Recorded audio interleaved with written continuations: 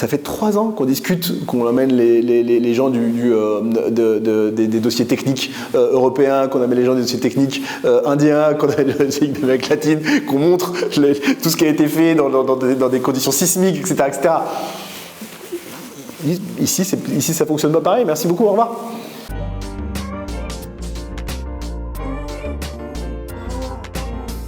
Bonjour Thomas Guillot. Bonjour. Merci de nous recevoir. Donc vous êtes le président de Global Concrete Cement Association. Le CEO de Global Cement Concrete Association. Le CEO, d'accord. Président en français, on va dire ça comme ça. Directeur général. Directeur général, voilà. Mais, en tout cas, merci de nous recevoir pour nous présenter cette association. Donc déjà, est-ce que vous pouvez nous préciser finalement qui est ou qu'est-ce que le GCCA et qui en sont les membres? Absolument. Alors, merci de votre invitation. Je vous reçois, mais c'est vous qui avez suggéré cet entretien. J'apprécie beaucoup de pouvoir expliquer ce qu'on fait à vos lecteurs. D'autant que j'estime beaucoup votre revue, ayant travaillé moi-même dans le béton quand j'étais plus jeune. Le GCCA, donc le Global Cement Concrete Association, qu'on pourrait traduire l'association globale du ciment et du béton, est une association qui a été créée sur l'héritage d'une initiative qui existait depuis les années 90 dans le secteur cimentier, qui était le Cement Sustainability Initiative. Donc l'initiative qui au départ regroupait tous les acteurs et tous les gens qui s'intéressaient au développement durable à un stade très tôt dans le cycle et dans le développement de cette question. Et après plusieurs années de bons et de mauvais services, cette initiative, les cimentiers ont voulu transformer un peu cette initiative en quelque chose qui était plus engageant et plus tourné vers l'action et vers la mise en place de solutions qui soient vraiment liées au secteur et au développement du ciment et du béton. Donc cette association a été créée par 10 membres qui sont essentiellement des manufacturiers de béton, de ciment. Et puis c'est étendu, aujourd'hui on a 45 membres qui sont de tous horizons. Donc on a effectivement un certain nombre de majors de l'industrie cimentière, du type Holcim, Heidelberg Materials, CRH, etc. On a un certain nombre d'acteurs régionaux, on est à peu près 60% des acteurs d'Amérique latine, on a à peu près 80% des acteurs indiens, on a des acteurs de Turquie, du Moyen-Orient, on a Arcan qui nous a des Emirates qui nous ont rejoints récemment, on a des acteurs de l'Asie, d'Afrique avec Dangote évidemment, et puis on a un certain nombre de plus petits acteurs qui sont des acteurs à ce moment-là locaux. On a Norm Cement en Azerbaïdjan par exemple, et on commence à multiplier en fait les points de contact et les développements avec un certain nombre de plus petits acteurs qui sont intéressés par le travail qu'on fait et le développement qu'on fait et qui s'intéressent de près à la décarbonation en réalité. Donc ça c'est pour les membres. La spécificité de notre association, c'est qu'en fait on dit on est CEO-led en anglais, donc on est dirigé par les CEO de cette association. Donc ce qui représente l'association, c'est vraiment les patrons de chacun des business, de chacune des activités, de chacun des sociétés de notre secteur. Pourquoi ? Parce que c'est eux qui ont voulu faire en sorte que lier ce leadership sur le développement durable. Et ça, c'est vraiment notre mission principale. Donc ça, c'est la première partie d'acteurs. Et la deuxième catégorie d'acteurs et de membres, c'est ce qu'on appelle les acteurs, les partenaires nationaux. Donc on a en partenariat une grosse partie des syndicats nationaux, comme France Ciment pour la France, par exemple. Alors, en l'occurrence, ils ne sont pas membres, mais on est en train de discuter pour qu'ils nous rejoignent dans les mois qui viennent. Et l'idée, en fait, c'est de travailler en commun. Et je vais vous expliquer ça un petit peu plus tard, mais l'idée, c'est vraiment d'essayer de comprendre comment est-ce que des engagements globaux peuvent être transformés en actions locales pour avancer sur les discussions du net zéro et de la transformation liée au changement climatique. D'accord ? Quelles sont finalement les missions de votre association, enfin la vôtre, dont vous êtes le président ? Alors, on a en fait 5 lignes principales de développement stratégique. Ce qui est au cœur de notre action, c'est la transition net zéro. D'accord, on le sait tous, hein, le plus gros challenge que l'industrie doit affronter depuis des décennies. C'est vraiment la préoccupation majeure en fait, de notre action, de comprendre, de faciliter, d'aider. On dit souvent qu'on est un catalyseur d'accord, à GCC. Donc ça, c'est au centre de notre action. Après, on a un certain nombre d'éléments qui se tournent autour de ce développement, qui sont la communication autour du béton. Le béton est assez attaqué dans le cadre de cette transformation, donc quelque part on défend. Le béton ou le ciment, ou finalement vous englobez les deux en réalité dans la communication? Ouais, les deux. Alors c'est un débat, il y a beaucoup de gens qui disent oui vous êtes trop béton, d'autres qui disent vous êtes trop ciment, etc. Moi ma réponse elle est simple, 100% du ciment est transformé en béton. D'accord. Donc pour moi on parle des deux et on discutera peut-être plus tard, mais l'ensemble de notre activité en fait et notamment la feuille de route qu'on a mis en place, elle est sur l'ensemble de la chaîne de valeur, en commençant même dans la construction. D'accord. Donc pour moi c'est l'ensemble, c'est vraiment, ça fait un tout et chaque acteur doit apporter sa contribution à l'intérieur de son espace dans la chaîne de valeur. Alors donc promotion du béton, là on y tient parce que c'est vraiment le béton, on a des initiatives sur le béton et c'est le produit fini qu'on défend et que on essaie d'illustrer au plus beau de sa réalité. Au milieu de sa réalité. On a une grosse activité autour de tout ce qui est développement durable, sustainability hein, en anglais. Là, on travaille sur tout ce qui est définition. Il y a notamment toute la question de savoir d'une définition qu'est-ce qui est un béton bas carbone ou un ciment bas carbone. Donc, il faut qu'on participe avec nos groupes de travail sur dans ces discussions avec, par exemple, les Nations Unies ou avec les acteurs qui gravitent autour de la COP et qui sont les gens qui tiennent les définitions et les standards. On dit voilà ce que nous on pense et on contribue à cette discussion. Ça veut dire qu'aujourd'hui, de toute façon, il n'y a pas de normes ou de définition officielle de ce qu'est qu'un béton bas carbone. Chacun y va un peu de son interprétation, que ce soit un industriel à l'échelle d'un pays ou des cimentiers à l'échelle internationale. Et finalement, on a mis personne n'est d'accord jusqu'au bout. Alors, c'était vrai, c'est plus vrai.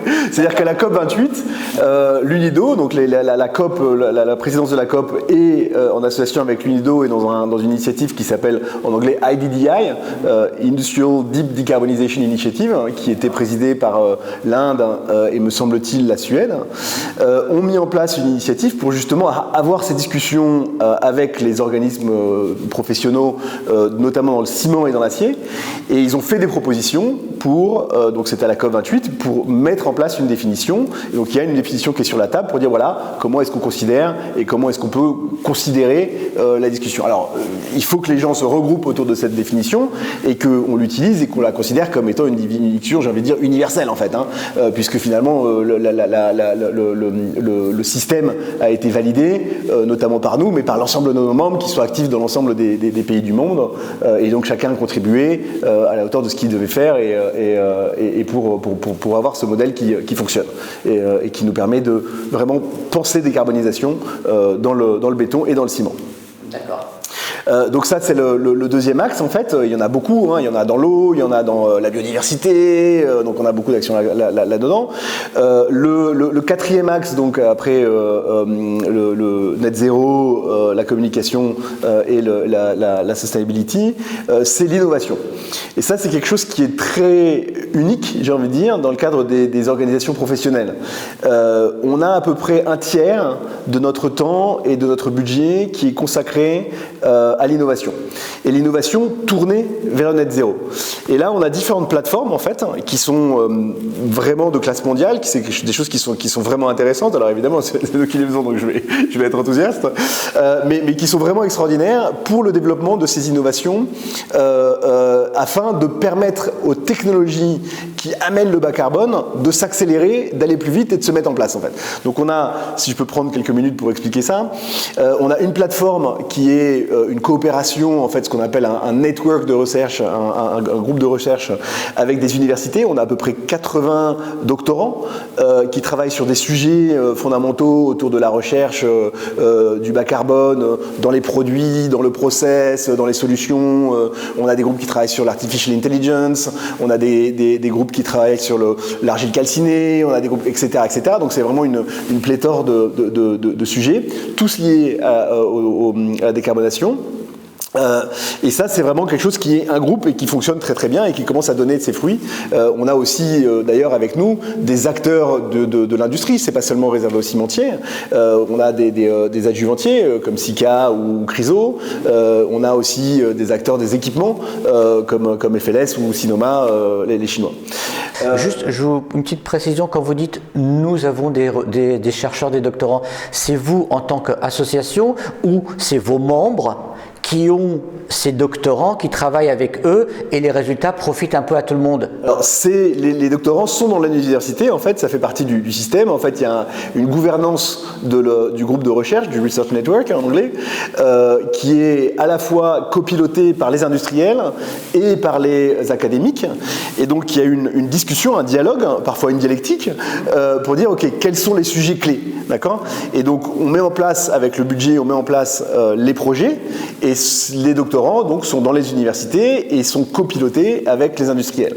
Et donc c'est très intéressant parce que c'est vraiment à la fois de la recherche appliquée, de la recherche fondamentale, mais au service de la réalité industrielle et du développement de ces technologies, avec une vision très pratique de dire ok, comment est-ce que ces technologies peuvent se mettre en place maintenant sur les marchés. Mais on est bien d'accord que ce n'est pas le GCCA qui finance directement ces recherches. Alors c'est les membres. C'est les membres, voilà. On a un consortium qui, donc, dans le budget de GCCA, il y a un consortium, donc il y a une enveloppe, donc c'est nous qui gérons le budget, mais nos membres apportent au consortium cet argent. On a à peu près 2 millions d'euros, et ces 2 millions d'euros ont un effet de levier en fait avec les universités, où on dit pour chaque doctorant financé par l'industrie, les universités amènent 5 doctorants. 5 projets. Donc comme ça, on arrive à vraiment à multiplier les projets sur des thèmes qui sont adjacents et qui permettent vraiment d'essayer d'avoir une innovation qui soit très complète et très pratique, très liée à la réalité du terrain. Et pour revenir aux missions, donc la 5e. Alors la 5e, mais d'abord il y a la deuxième plateforme de JTR, la deuxième plateforme d'innovation. Là c'est une plateforme d'accélération des startups classiques, où là c'est véritablement, donc en fait chaque année on fait ce qu'on appelle un challenge au monde des startups, et on est vraiment ouvert aux innovations qui viennent bien au-delà de notre industrie, ou en tout cas bien au-delà du cercle un peu plus fermé des cimentiers et des bétonniers. Et donc on travaille soit sur des technologies de carbone capture, soit sur les technologies d'utilisation du CO2, soit sur les nouveaux matériaux qui permettent d'avoir un béton net zéro, et on lance ces projets, et on a une centaine en général de startups qui répondent à notre challenge et qui proposent leurs innovations. Et il y a un processus de sélection en plusieurs temps, avec encore une fois là, un comité d'experts techniques qui vient des industriels. On a à peu près une trentaine de personnes. L'année dernière, il y avait une trentaine de personnes qui planchaient sur les technologies, qui les regardent en détail, qui regardent comment ça marche, etc. Les IP sont préservés, il n'y a pas de souci là-dessus. Et à la fin, on arrive à avoir des pilotes qui mettent en fait en perspective et qui développent la technologie dans la science entre guillemets de l'innovation. Les Américains décrivent ça. On parle de Technical Readiness Level, TRL. C'est quelque chose qui est classique. Donc il y a des numéros qui sont arrivés à ça, entre 1 et 9. Et en fait, il y a un moment où on appelle ça la vallée de la mort dans la création des startups, qui est entre le niveau 3, qui est un petit peu le développement en laboratoire que les startups maîtrisent très bien, à la phase d'industrialisation. Donc le niveau 3 au niveau 6. C'est un peu ce qu'ils appellent la vallée de la mort. Et donc nous, on est là justement pour pallier à cette vallée de la mort et à faire en sorte que ces technologies puissent réellement s'accélérer très rapidement et qu'elles puissent être portées par les industriels à un stade avancé, à un stade tôt dans le process, de manière à ce qu'on puisse vraiment les identifier et dire ok, maintenant ça marche, d'accord? Donc les IPs restent chez les startups évidemment, mais on démontre leur efficacité en fait à travers des pilotes, soit des pilotes industriels, soit des pilotes commerciaux, soit des tests à dimension un peu plus large pour avancer la technologie. Voilà. D'accord. Donc ça fait partie de nos missions. Et ça, c'est rare effectivement pour une association professionnelle. Alors la dernière mission, c'est nos membres. C'est nos membres. Et donc c'est de faire en sorte en fait que l'engagement de nos membres reste constant. Et par engagement, je ne dis pas engagement au sein du GCCA, je dis engagement dans la réalité de la transformation. Et donc là, on a tout un tas d'actions où en fait, on fait en sorte que chacun soit au courant de ce qui se passe, des dernières nouveautés, réglementaires, qui participent. On est vraiment une coparticipation dans toutes nos activités sur le terrain et notamment dans les pays. On va peut-être y revenir. Et c'est là où en fait, on invente ce modèle avec donc les engagements au niveau global et les actions au niveau local. Et ça, c'est vraiment important pour nous. Mais puisque vous parlez d'actions au niveau local, prenons l'exemple de la France qui nous intéresse au premier chef. Finalement, quelles sont les actions spécifiques que vous menez sur la France? Enfin, s'il y en a quelques-unes particulières. C'est bien, mais c'est pas forcément là que je revendique le plus d'influence, on va dire. Non, en tout cas, si vous pouvez nous donner quelques exemples d'actions concrètes, peut-être sur un ou deux pays, par exemple. Alors, en fait, pourquoi je dis ça? Parce que, en fait, il y a beaucoup de nos actions, en fait, sont plutôt de l'ordre de la vulgarisation, d'accord? Donc, on va dire que sur dans la vision net zéro de demain, il y a un certain nombre d'activités qui sont des activités matures, notamment dans les pays du Nord, en Europe du Nord, en Amérique et au Canada, et il convient de faire en sorte que ces technologies-là soient transférées, notamment aux pays du Sud, d'accord? On parle notamment dans l'utilisation des déchets, donc le coprocessing, pour utiliser le terme technique. On parle de définition de produits bas carbone, notamment avec les argiles calcinées. La norme a été changée en Europe il n'y a pas si longtemps. Donc ça, c'est des choses que je considère être mûres. Et donc, sur ces sujets-là, on ne va rien apprendre à la France et aux Français sur la manière de fonctionner. En revanche, on a beaucoup à apprendre, ou en tout cas à coacher dans les pays émergents qui ont parfois des difficultés pour expliquer tel et tel concept. Là où on a plus d'influence, c'est sur la deuxième partie, on va dire, de l'activité de la feuille de route, qui sont plus sur les innovations et notamment sur tout ce qui est autour du carbon capture, d'accord? Où là, on va avoir plus de coopération et plus d'activité. Mais effectivement, notre association est beaucoup plus tournée vers, je dirais, le monde des pays de développement, ce qu'on appelle le Sud global, sans vouloir vexer personne. Et c'est là où on a plus d'activité. 80% du ciment est produit dans ce qu'on appelle le Global Sud. Donc ça, c'est vraiment un des enjeux particuliers. Et donc effectivement, notre action va être beaucoup tournée là-dessus, notamment vers les Indiens, notamment en Amérique latine, notamment en Chine et notamment en Afrique. Et du coup, est-ce que les pays du Sud, finalement, de manière globale, est-ce qu'ils acceptent plus facilement le fait de dire il faut décarboner les gars, sachant qu'ils disent ok, vous en Europe ou dans les pays du Nord, vous êtes à saturation de vos infrastructures, nous pour l'instant on a réellement besoin. Et on peut quand même difficilement se passer du béton, donc à un moment donné, vous êtes bien gentil de dire qu'il faut décarboner, mais à notre niveau, il faudra peut-être d'abord qu'on s'équipe. Et bien sûr, c'est l'enjeu et c'est toute la difficulté de la discussion autour de la décarbonation. Alors, ce qui est très important de comprendre, parce que nous, dans notre secteur, on connaît et on a intégré le fait, et peut-être plus que n'importe quel autre secteur, et je le vois dans toutes ces discussions à la COP et dans tous ces groupes de travail à l'international, on a beaucoup plus intégré la nécessité de faire notre transition. Il y a quand même une spécificité de notre produit qui est très importante, c'est que quand on regarde l'empreinte environnementale, et notamment l'empreinte carbone du produit en tant que tel, elle est élevée, mais elle est très loin d'être la pire. Par rapport, on va parler à la tonne de béton, je sais que c'est un peu, c'est pas comme ça qu'on parle en allemand, mais on va parler à la tonne, parce que le référent mondial est la tonne, donc on va parler à la tonne. Donc le carbone, la quantité de carbone par tonne de béton, ça va être dans les 100 kg, donc ça va être autour des 200 kg pour le mètre cube, quoi, 250 on va dire, et donc c'est la moitié à la tonne, d'accord, à peu près. On va simplifier.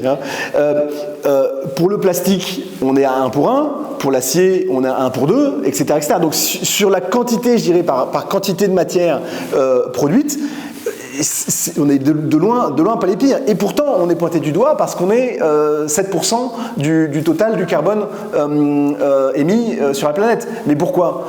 Parce qu'on a un produit qui est extrêmement populaire. Parce qu'on couvre l'intégralité, on est présent sur l'intégralité des marchés de la planète. Il y a une étude qui a été faite par l'École Polytechnique Fédérale de Lausanne qui montre qu'à peu près 70% des matériaux utilisés, pas seulement dans la construction, des matériaux utilisés, 70-75% des matériaux utilisés, c'est le béton. D'accord? Et donc, face à ça, 75% des matériaux, on est, entre guillemets, seulement 20%. Donc, en rapport aux matériaux, 20%, donc un quart, peut-être un cinquième, un quart de l'empreinte environnementale. L'acier, je crois que c'est 5%, et ils sont au même quart que nous. D'accord?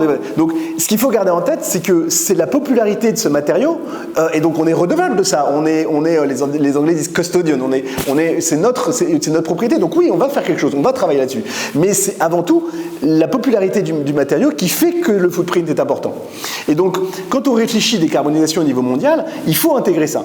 Et ce qu'il faut, c'est dire, est-ce que la solution que je développe en Europe, en Amérique du Nord, au Canada, est utilisable dans les pays émergents, d'accord? Et ça, les Chinois l'ont très bien compris, notamment, d'accord? Donc, c'est pas forcément de trouver des trucs très spéciaux, très sophistiqués, avec des méthodes de construction qui vont nécessiter des changements majeurs sur le mode de construction ou la façon de s'adapter. On est pour tout ça, effectivement.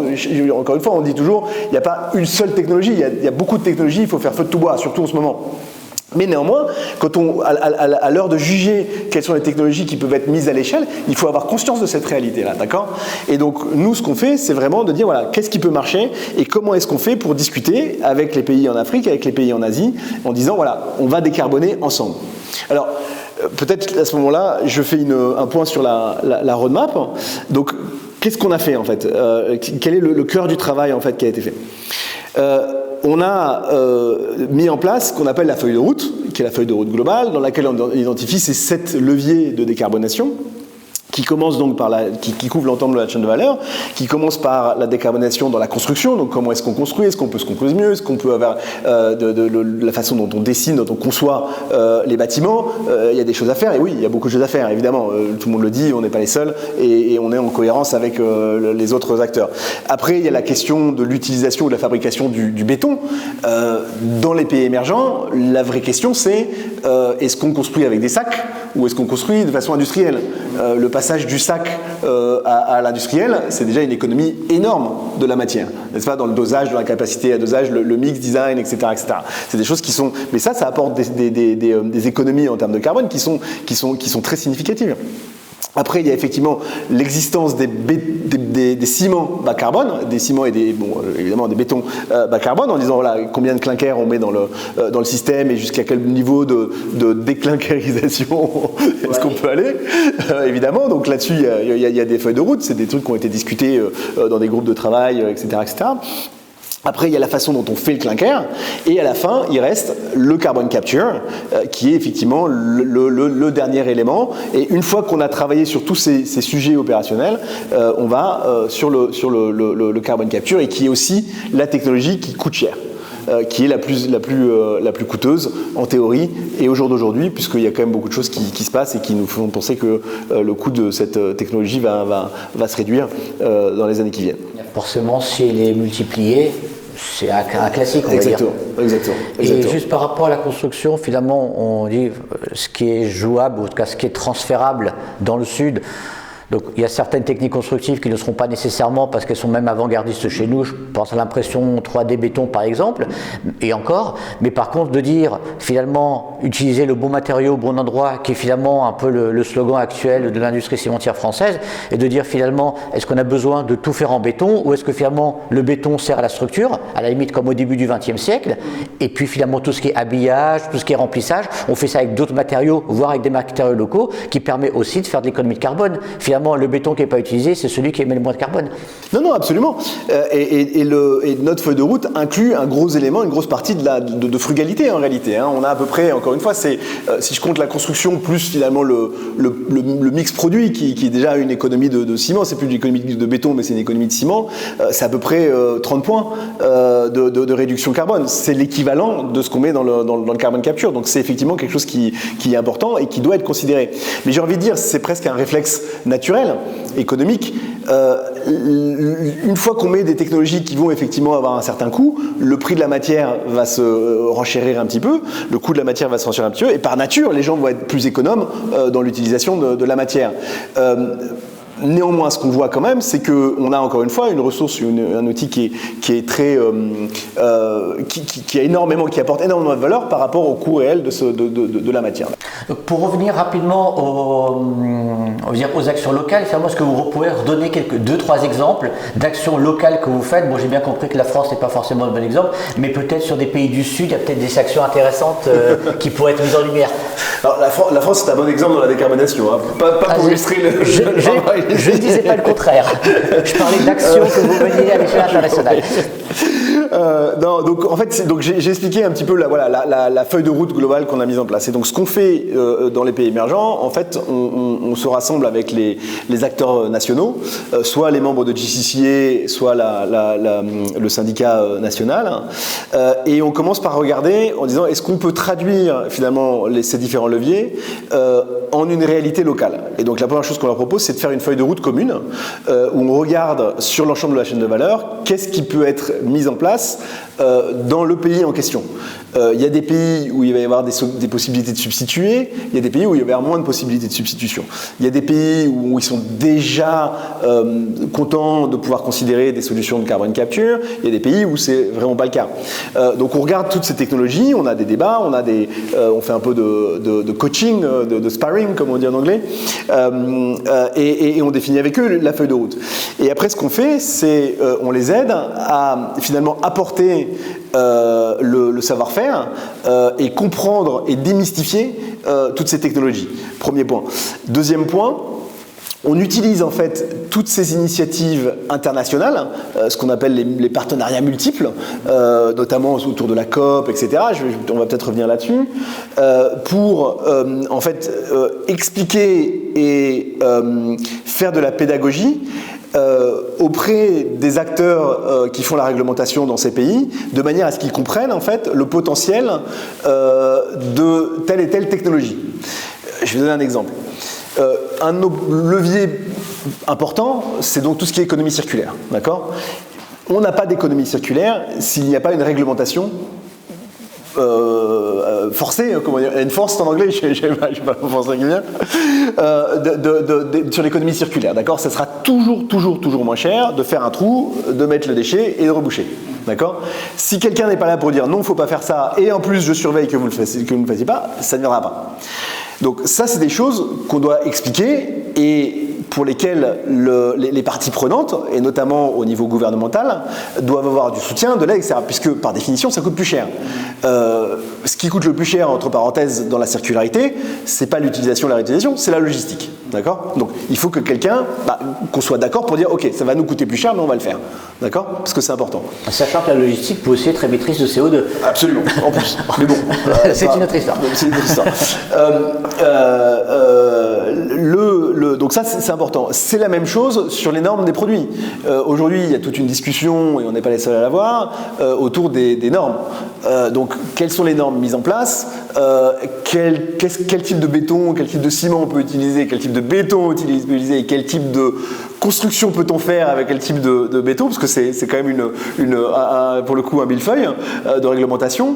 Voilà, ça c'est important et ça va définir est-ce qu'on est capable de donner, d'apporter au marché ces nouveaux matériaux, ces nouveaux produits qui sont décarbonés. Donc là encore, c'est des discussions qui doivent être faites. Et effectivement, à partir du moment où la norme a changé au niveau européen, ça simplifie la discussion, et même au niveau américain avec la STM, ça simplifie les discussions dans les pays pour dire, regardez, il y a des exemples qui sont faits, etc. Donc tout ça, c'est des choses qu'on fait et on aide les pays à avancer dans les sujets. Et il y a une grosse discussion sur le carbone capture, la capture du carbone, où là, effectivement, c'est des technologies qu'on doit démystifier, qu'on doit expliquer, notamment autour du stockage, notamment autour du potentiel d'utilisation, etc., etc. D'accord ? Donc là aussi, on aide, on est en discussion avec tout un tas d'acteurs à l'international qui participent et qui aident dans cette discussion. Alors un bon exemple de ce qui a été fait, c'est en Thaïlande. Les Thaïlandais ont été le premier pays en fait à venir vers nous en disant nous on veut faire une feuille de route locale. Donc on a travaillé ensemble, on a la feuille de route, ils ont impliqué leur gouvernement de manière assez importante dans la discussion. Et aujourd'hui, grâce en fait à cette feuille de route, on a les éléments pour discuter une stratégie. Et avec cette stratégie, on a donc des changements réglementaires, mais aussi des projets qui apportent concrètement la discussion du business, parce qu'il faut un business case. D'accord ? Je dis souvent, si la transformation ne peut pas se faire de manière économique, elle ne va pas se faire. Donc faites en sorte que la transformation soit économique, et à ce moment-là, la transformation se fera. Je ne dis pas de gagner d'argent indûment, mais chaque chose doit apporter, c'est un business à la fin. Et donc aujourd'hui, on a, à travers nos partenaires internationaux, on a les Nations Unies, l'UNIDO, qui a un projet et qui veut contribuer 8 millions de dollars pour aider quelques pays à se décarboner. Et donc nous, on est dans cette discussion et on dit, regardez en Thaïlande, on a fait telle et telle chose, maintenant il faut avancer le dossier, il faut pousser la réflexion, donc définir une stratégie économie circulaire, matériaux, déchets, valorisation, combustible. Il faut définir des solutions du management du carbone, donc où sont les tuyaux dans lesquels on va mettre le carbone, où est-ce qu'on va stocker le carbone une fois qu'il a été capté, etc. Et donc ça, c'est de l'argent, et c'est l'UNIDO qui va apporter cet argent pour que les études se fassent, d'accord ? Et donc c'est ça le sens catalyste, quand je dis qu'on est des catalystes, on est dans cette discussion-là, on met en place, on aide, on compose, et après c'est effectivement les pays qui font les développements. Donc aujourd'hui on a cette discussion qui est en place dans plusieurs pays, on a à peu près 20-25 pays dans lesquels on a des roadmaps qui sont en train de développer, en Égypte, en Amérique latine on a fait la Colombie, le Chili, on commence l'Argentine, on a fait le Brésil, et donc dans tous ces pays-là on commence à aller dans le détail de la feuille de route et à comprendre comment est-ce qu'on va mettre en place derrière les actions et les investissements pour faire en sorte que ce sujet avance. Mais c'est ce qu'on disait au départ, qui paye à la fin, d'accord ? Et autant il y a des technologies qui se comprennent et qui sont, je dirais, un peu plus coûteuses de manière incrémentale, il y a la technologie de la capture, et là on doit résoudre la discussion du coût de cette capture et dire voilà, comment on fait. Et effectivement, les pays émergents, beaucoup nous disent, voilà, vous construit vos infrastructures sur la base d'un produit qui était carboné, pourquoi nous est-ce qu'on devrait payer plus cher pour ça ? Avec quand même un bémol, c'est que quand on regarde, et c'est vrai dans tous les secteurs d'activité, ou dans la plupart des secteurs d'activité, quand on regarde le coût du produit décarboné dans le produit fini, on est quand même sur des niveaux qui sont marginaux. Il y a une étude qui a été faite par un groupe britannique qui s'appelle Energy Transition Committee et qui montrait en fait le coût additionnel dans la construction des produits décarbonés, 100% décarbonés, donc near zero. On parle de 3% dans la construction. Il regardait sur les voitures, 1% par rapport à l'acier. Donc on est quand même sur des problématiques où ça coûte très cher en amont au niveau industriel, il faut mettre en place tout ça, mais quand on transfère tout ça dans les produits finis avec les optimisations qui doivent se faire de la matière, etc. par ailleurs, on est sur un rendu qui est, on va dire, acceptable à la fin. Est-ce que ça veut dire par exemple que dans l'absolu, une maison qui est faite avec un béton décarboné coûte l'un dans l'autre 3% plus cher qu'une maison très carbonée. Exactement.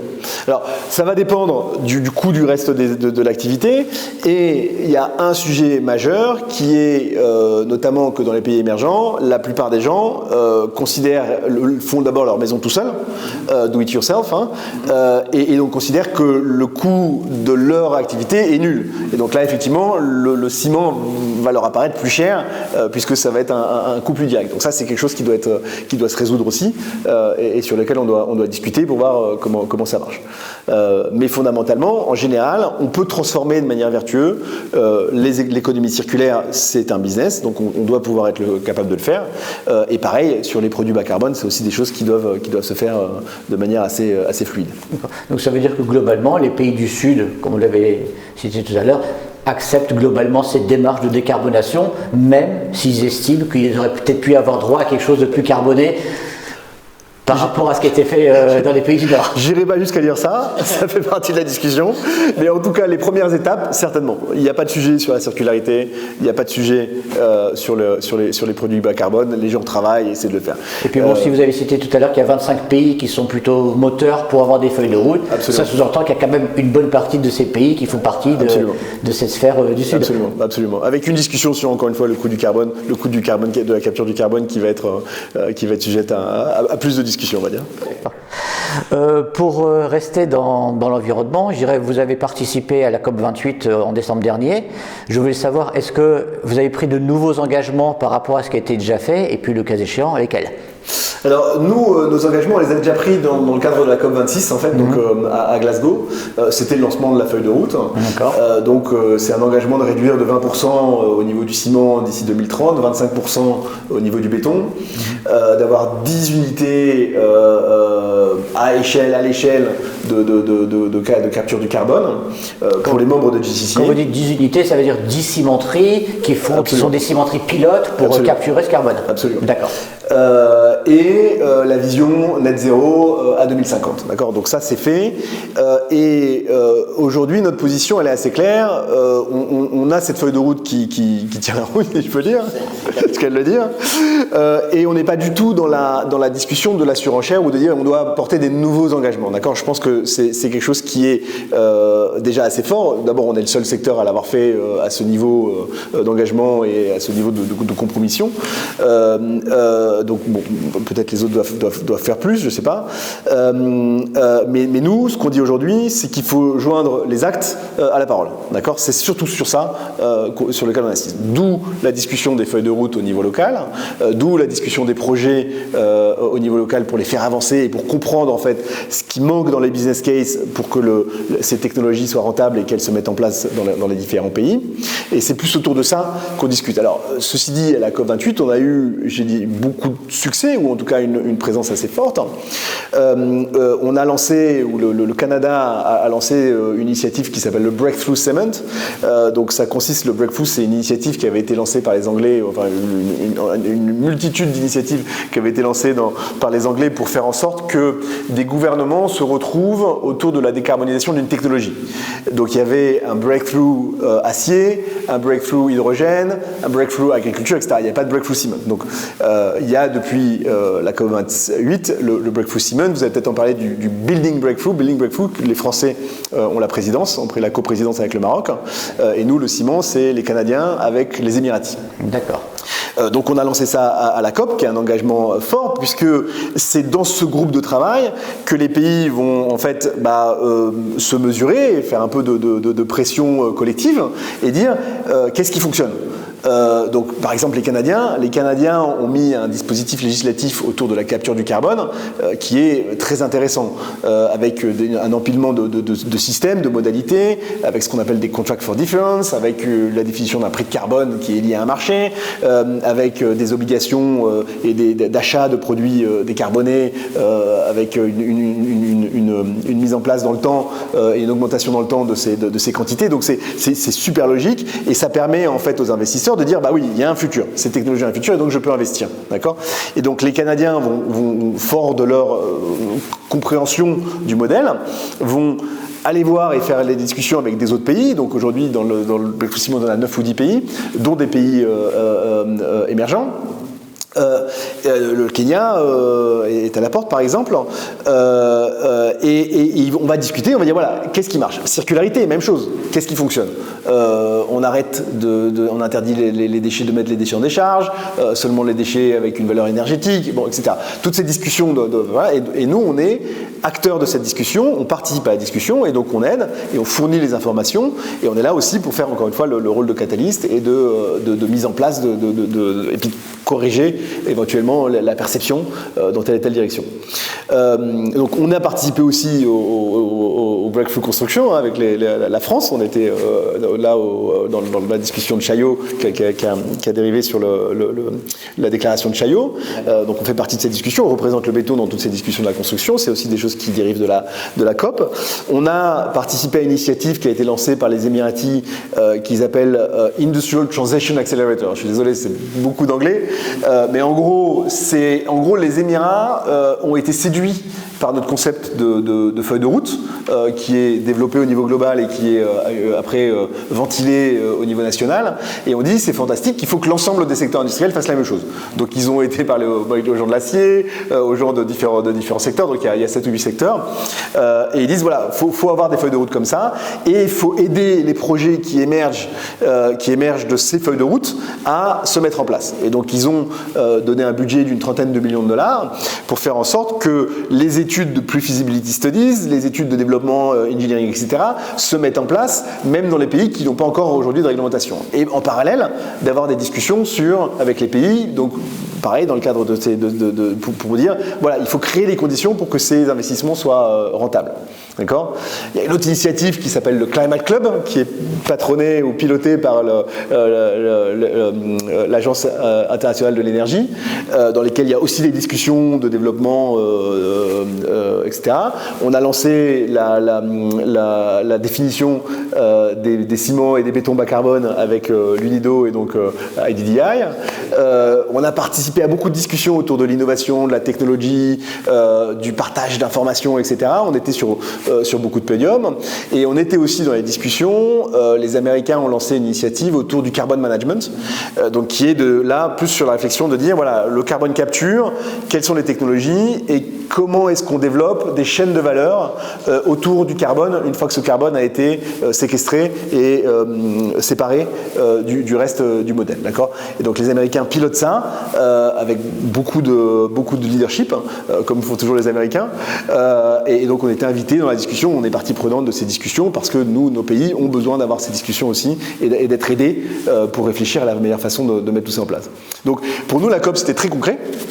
C'est très très concret et ça a conduit à beaucoup de choses qui ont une réalité tangible dans les pays et aux quatre coins du monde, j'ai envie de dire.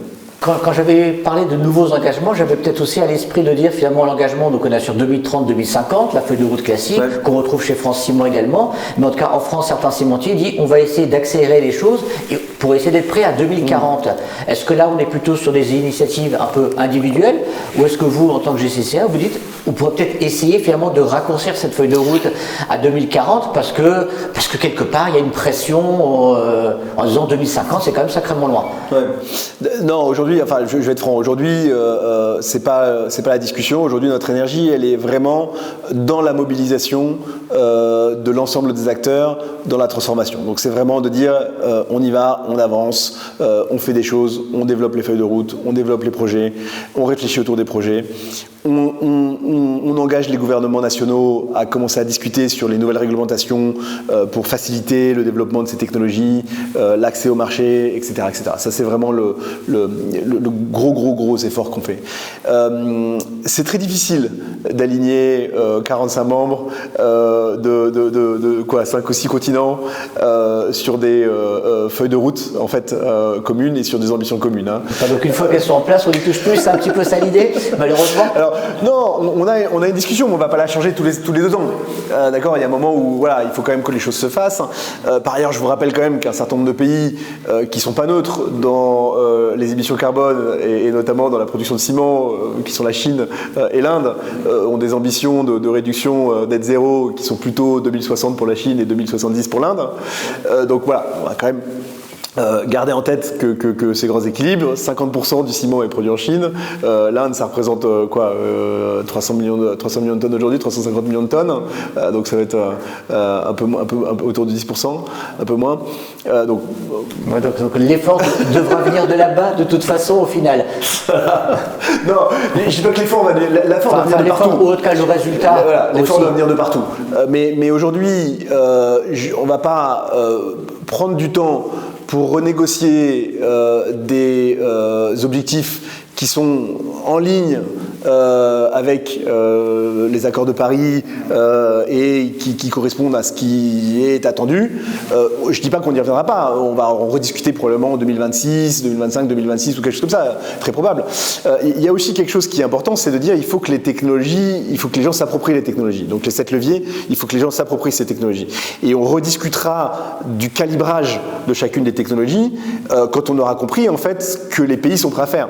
Donc est-ce que on est complètement en dehors? Je vous donne un exemple sur les combustibles alternatifs, d'accord, que le secteur comprend bien. L'objectif mondial à 2050, c'est 50% de substitution, d'accord. Donc le taux de substitution, 50%. Global. Moi, j'ai travaillé dans ce secteur. Donc moi, mes objectifs, j'ai travaillé pour le groupe Holcim. Moi, mes objectifs sur cet indicateur-là, c'est que c'était 95%, d'accord. Et certains y sont déjà, d'ailleurs. Et certains y sont déjà. Moi, qu'à l'époque, quand j'étais responsable de cette activité donc pour le CIM, j'avais des usines qui étaient à 99%, donc on enlève le temps de chauffe. Voilà. Mais on était à 100% réel de ce qu'on pouvait faire, fondamentalement. Et j'en avais plusieurs des usines qui étaient à 100%. Donc, pour moi, quand on vient avec un objectif de 50%, je rigole, je dis, vous moquez de moi, c'est pas possible. Mais c'est la réalité de ce que les gens perçoivent dans leur pays. Donc, maman, il faut faire preuve de modestie, il faut être humble par rapport aux réalités qui sont face à nous. Et quand les gens en Amérique latine vous expliquent qu'il y a des vrais problèmes de logistique, qu'il y a des vrais problèmes de réglementation, qu'il y a des vrais problèmes d'acceptance, etc., il faut en être conscient. Donc on peut dire, oui, c'est 100% partout. C'est pareil sur le facteur clinker. Le facteur clinker, il y a des gens qui disent, non mais ça va être 30% de facteur clinker, c'est pas 50. Donc aujourd'hui on est un peu en dessous des 50 à 2050, donc c'est 2 fois 50. Oui, peut-être, mais dans certains pays, dans certaines situations, dans certaines conditions. Mais il y a des gens qui ne sont pas prêts à aller jusque-là. On a des discussions aujourd'hui en Égypte sur le changement de la norme. Ça fait 3 ans qu'on discute, qu'on amène les gens des dossiers techniques européens, qu'on amène les gens des dossiers techniques indiens, qu'on amène les dossiers d'Amérique latine, qu'on montre tout ce qui a été fait dans des conditions sismiques, etc., etc. Ici, ça ne fonctionne pas pareil. Merci beaucoup, au revoir.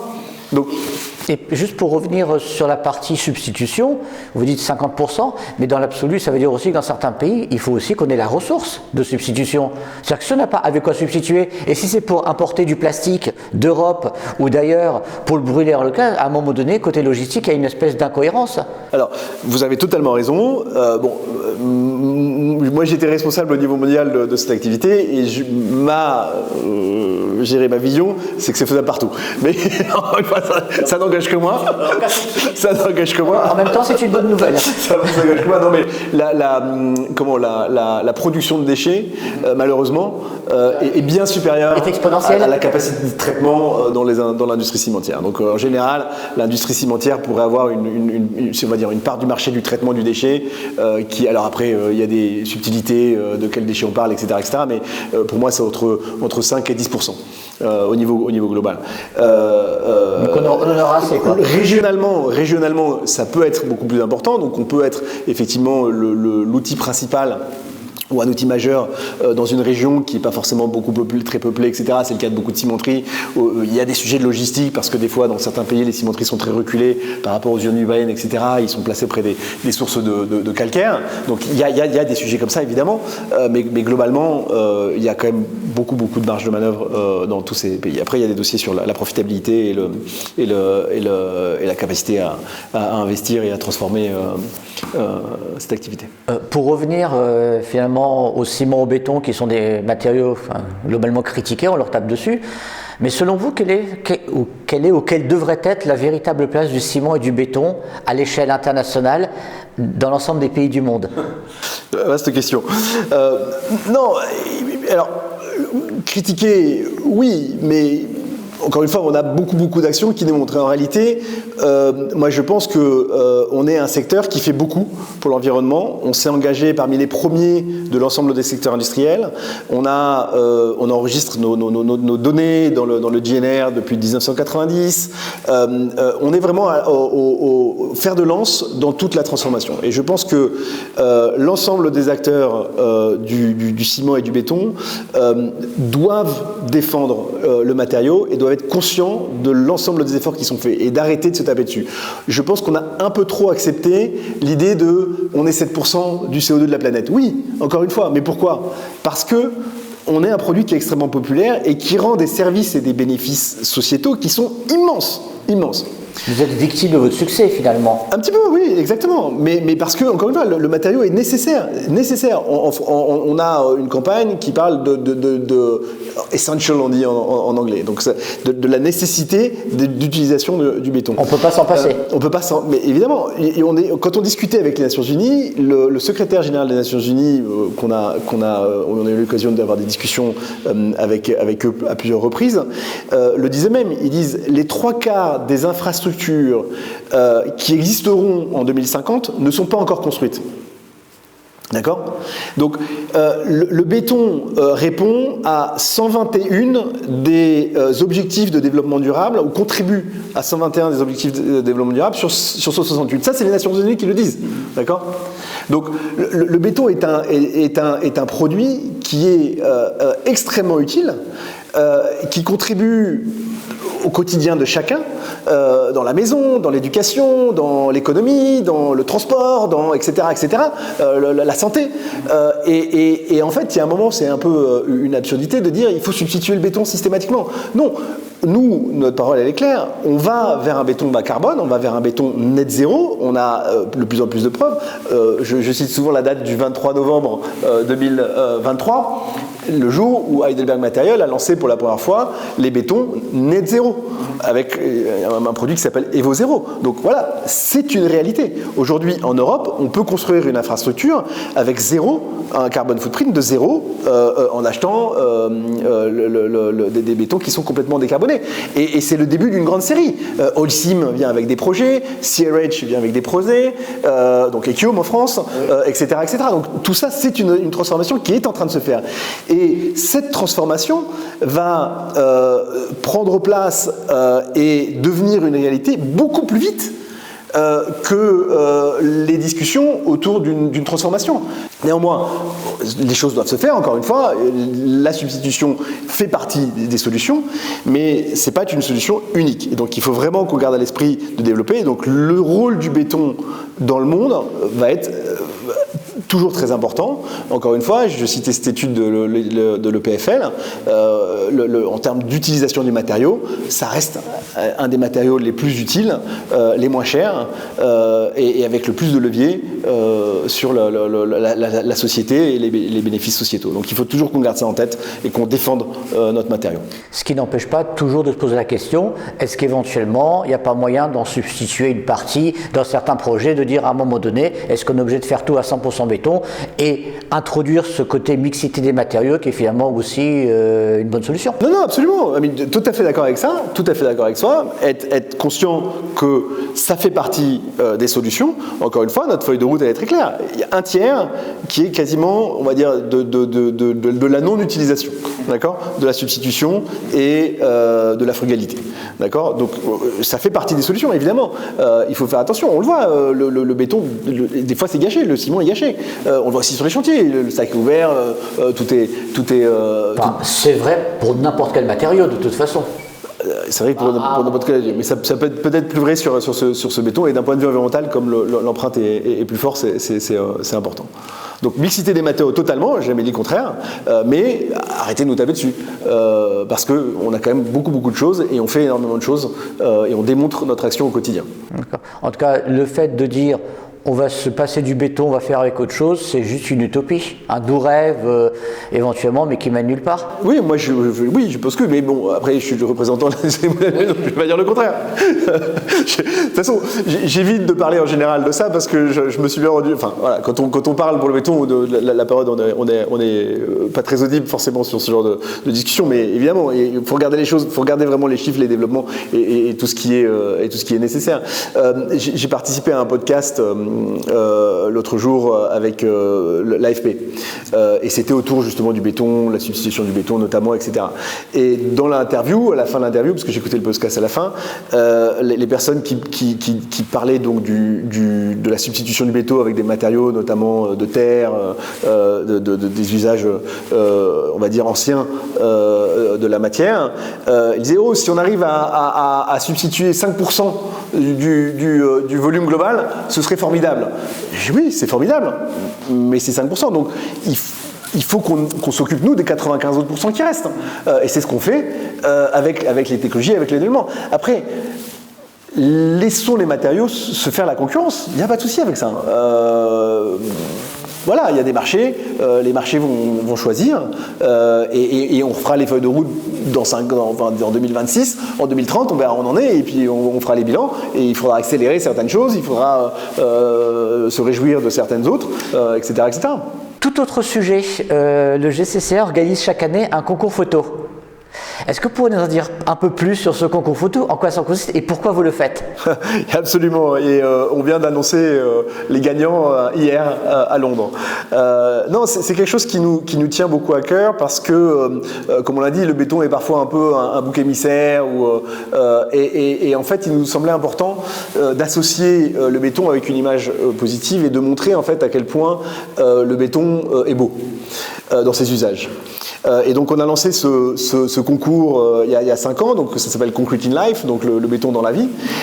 Et on a 4 catégories, une catégorie InBen, une catégorie Beauty and Design, une catégorie Infrastructure. Et la dernière vous échappe. Et la dernière m'échappe évidemment, c'est toujours comme ça. Et donc l'idée en fait c'est de demander à des photographes, amateurs ou professionnels, de nous envoyer des photos d'une situation où le béton est dans la vie, quoi. Donc voilà, il y a les différents éléments. Et donc on a reçu cette année 21 000 photos, et donc on juge et on dit voilà les plus belles. Donc on a lancé cette catégorie et c'est vraiment un moyen utile de montrer la diversité en fait du produit, de montrer la beauté de ce produit grâce à ceux qui le mettent en place, hein, aux architectes, aux designers, aux maçons, aux entreprises de construction. Et c'est une manière de célébrer en fait ce matériel qui est un petit peu inhabituel et qui propage une image beaucoup plus positive de ce qu'on fait. Encore une fois, en gardant en tête que notre objectif est de faire en sorte que ce matériau devienne net zéro, d'accord, avec toute la démonstration qu'on a fait précédemment. Donc c'est vraiment ces deux images. C'est quelque chose qui est beau, qui est utile à la société, qui est au cœur de notre quotidien et qui permet la vie telle qu'on la conçoit aujourd'hui dans le monde moderne et qui est, on va dire, un petit peu l'aspiration quand même de tous les pays en voie de développement en termes de qualité de vie que les gens auront dans les années à venir. Donc il y a eu 4 catégories, donc 4 vainqueurs à peu près. Il y a eu 4 vainqueurs. D'accord. 4 vainqueurs, il y a eu 6 vainqueurs en réalité, puisqu'on a les 4 catégories. On a une photo qui a été choisie en fait par les internautes sur Instagram, donc les gens ont voté, et un vainqueur toute catégorie qui a été là le choix du jury, et donc le gagnant gagne quand même $10 000. Donc c'est quand même une sacrée petite somme. Le gagnant du vote populaire, $5 000, et les gagnants des catégories individuelles, $2 500. Il ne touche pas de sac de ciment. Ça serait engager nos membres dans une... Ce concours, donc, il est annuel, donc le nouveau va repartir dans quelques semaines ou quelques mois. Dans tous les ans, on lance ce concours. En général, c'est à l'automne. On lance le concours, mais on peut déjà préparer les photos, etc. Et toujours sur cette même thématique, ou est-ce qu'il y a finalement une petite thématique un peu transversale pour éviter d'avoir les mêmes photos chaque année? Non, c'est toujours la même thématique qu'on a. Il y a une grande diversité de photos. Alors on a fait, là comme c'était les 5 ans en fait, pour la première fois on a affiché les photos dans une galerie. On a lancé on a annoncé les résultats du concours dans une galerie à Londres. Donc je vous invite à aller le voir si jamais. C'est à Brunswick, galerie à Londres, au cœur de Londres, près de Saint-Pancras. C'est là où l'Eurostar arrive. Et donc on a montré les photos, et en fait il y a vraiment une énorme diversité de photographies, parce qu'en général en fait ce que les gens mettent en valeur, c'est l'humain dans l'environnement en fait. Et donc partout on voit l'utilisation de la matière dans sa vie, dans sa réalité, dans son quotidien. Il y a quand même j'ai vu, il y avait quand même quelques photos d'architecture pure, on va dire là, c'est le côté très minéral, très graphique finalement, qui fait des photos absolument magnifiques. Absolument. Et quand on aime le béton, ce qui est mon cas, heureusement. Et la photographie. Et la photographie, on arrive à avoir des choses qui sont effectivement très très belles. Et combien de photos sont exposées actuellement à Londres? Alors je pense qu'on a à peu près 200 photos dans la galerie au total. Et est-ce qu'un livre, un ouvrage va être tiré de ça? Ou est-ce que ça a déjà été fait? Ou est-ce que c'est un projet? Non, c'est une bonne question. Alors on y réfléchit en fait. C'est drôle parce qu'en fait j'avoue qu'on avait vraiment pensé faire cette galerie de manière un petit peu anecdotique. Et en fait ça a un gros succès. Ça a été repris en pleine page par la BBC, par le journal Forbes, qui ont apprécié en fait la démarche. Et beaucoup de gens sont venus vers nous pour savoir est-ce que la galerie serait itinérante. Donc peut-être on pourrait en faire une en France, peut-être ensemble. Avec plaisir, à réfléchir. Et sinon, effectivement, les gens nous disaient Berlin, New York pendant la Climate Week, et peut-être faire un livre, effectivement, avec ces photos. Mais bon, le thème est on est d'association, donc c'est pas pour gagner de l'argent, c'est vraiment pour montrer les images et pour refléter en fait ce que collectivement les dizaines de milliers de personnes qui ont soumis sur les 5 dernières années les photos pensent et voient le béton.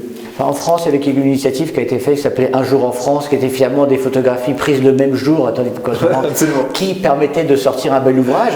C'est vrai que là, ici, ça pourrait être Un jour le béton dans le monde, qui est un recueil de belles photographies dans tous les cas de figure. Absolument. Ça peut faire des beaux cadeaux. Absolument. Monsieur Guillaume, merci beaucoup pour cet entretien, pour cet échange extrêmement intéressant. C'est plaisir pour moi. Voilà, et au plaisir. Avec plaisir également.